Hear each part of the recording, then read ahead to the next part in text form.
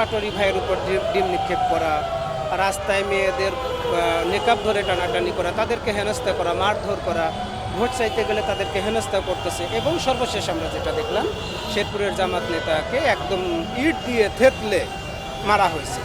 এই যে ঘটনাগুলো, এটা আসলে যারা ফ্যাসিস্টকে পুনর্বাসন করেছে এবং তারেক জিয়া রহমান সাহেবের ডিসিপ্লিনের ভিতর থাকতে চায় না, এদেরকে আসলে একটা ভোটের জন্য সহ্য করা হচ্ছিল। যেরা সামনে যেহেতু ভোট, এরা আমাদেরকে একটা ভোট দিক, ভোট দেওয়ার পরে এদের সাথে হয়তো কোনো না কোনোভাবে বসা যাবে, কিন্তু এরা ভোটের আগেই আসলে ভোট চায় না। বাক বেতনটা তো থাকবেই। নাসিরউদ্দিন পাটোয়ারি ভাই একটু বেশিই বলে ফেলতো, তার জন্য সমালোচনাও করেছে। উনি যখন রাজনীতিতে চলে আসবেন, সমালোচনা আমরা করব, সবার বিরুদ্ধেই করব। যেমন আমরা চোর, চাঁদাবাজ, দখলবাজকে চিনি, এই প্রজন্মটা সেটা চিনে ফেলেছে। কারা কারা ঋণ খেলাপি আছে, এই প্রজন্মটা চিনে ফেলেছে।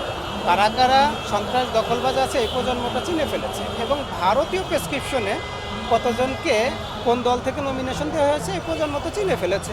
বরং আমরা নাসিরউদ্দিন পাটোয়ারি ভাইকেও বলবো, একটু আপনার রাস্তাটা একেবারে পরিষ্কার। জামাত ইসলাম এখানে 2 বছর কাজ করেছে, কম সময় না। এখানে হাদি ভাইয়ের ইনসাফের বাংলাদেশ গড়ার যে প্ল্যাটফর্মটা, এই আপনার আসে নেই।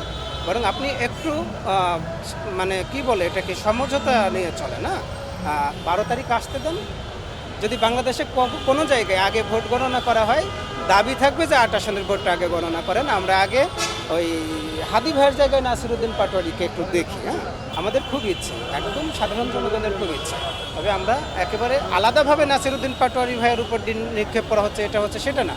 ধারাবাহিকভাবে যে ঘটনাগুলো ঘটে যাচ্ছে, একেবারে একটার পর একটা, আপনারা বিভিন্ন কার্ডের খেলা দেখতেছেন। বিভিন্ন রকম মনে হচ্ছে যে এরা মনে হয় ডেস্টিনির অফিস খুলে নিচ্ছে, বাইনারি সিস্টেমে ভোট চাচ্ছেন।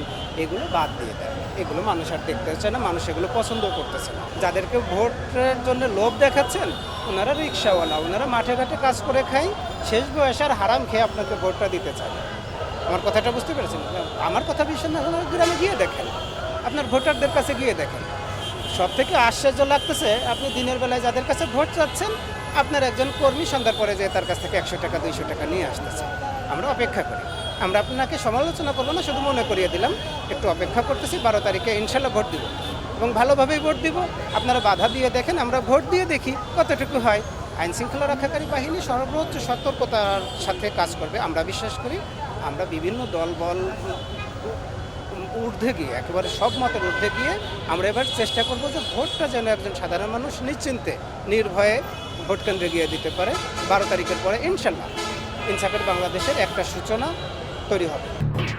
এলো খবরের কাগজ, নিখাত, নির্ভীক, নিরপেক্ষ।